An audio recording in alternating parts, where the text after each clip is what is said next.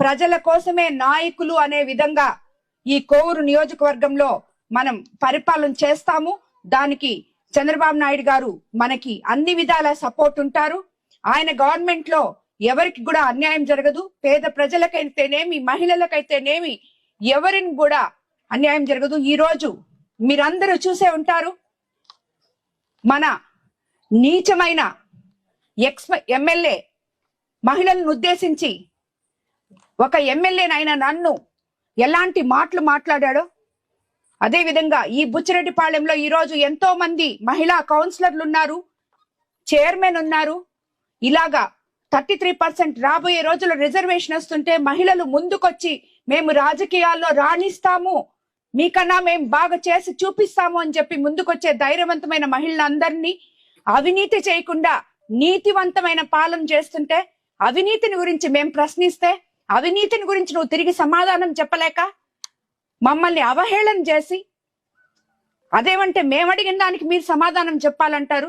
వాళ్ళు అడిగిన మాటలు ఏ ఒక్క నాయకుడు గాని, ఏ ఒక్క రాజకీయ నాయకుడు గాని వైఎస్ఆర్సీపీలో అమ్మ, ఆడబిడ్డ, కూతురు, చెల్లి ఉన్న వాళ్ళు ఆ మాటలు తీసుకుపోయి వాళ్ళ ఇంట్లో వాళ్ళకి వినిపించి వీళ్ళని క్షేమంగా వదిలితే ఆ రోజు నేను ఇది తప్పు కాదు అని వాళ్ళు మాట్లాడిన దానికి నేను సమాధానం ఇవ్వాలంట. వాళ్ళు మాట్లాడిన చెత్తకి నేను సమాధానం ఇవ్వాలంట.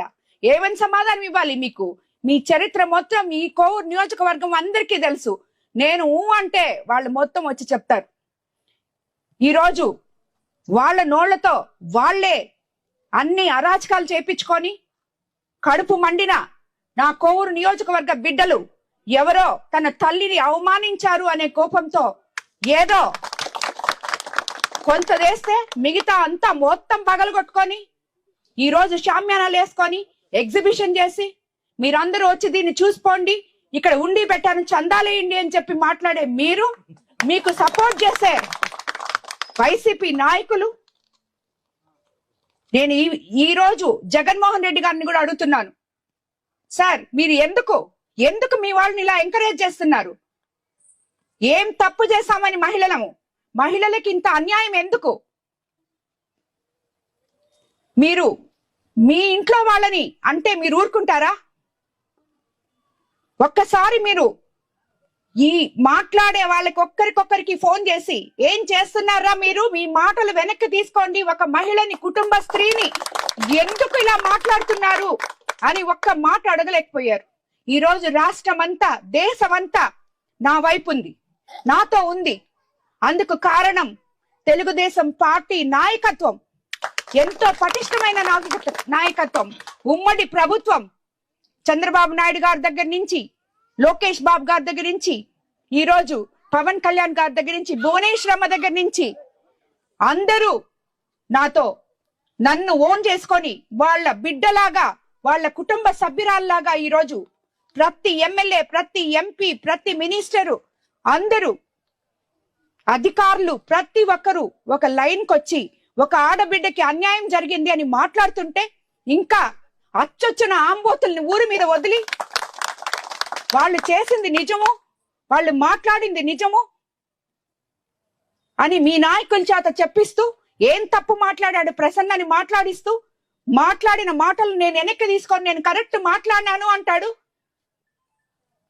మనుషులు మాట్లాడే మాటలకైతే నేను బాధపడతా, పశువులు మాట్లాడే మాటలకి నేను ఏ రోజు భయపడను.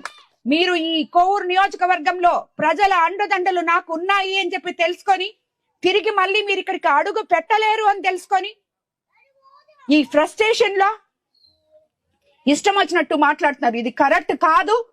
ఏ మహిళా నాయకురాలు తిరిగి ఈ రోజు సభ్య సమాజం తలదించుకునేటట్టు మీరు మాట్లాడిన మాటలకి ఎవ్వరు కూడా దీన్ని హర్షించరు. ఇంకొక నాయకురాలికి ఇది జరగకూడదు. జరిగితే తెలుగుదేశం ప్రభుత్వం ఒప్పుకోదు అని చెప్పి మీకు నిరూపిస్తాం. మహిళలమంతా ఏకమవుతాం. మీరు అన్న మాటలు 100% వెనక్కి తీసుకోవాలి. తీసుకోకపోతే మహిళలే మీకు బుద్ధి చెప్తారు.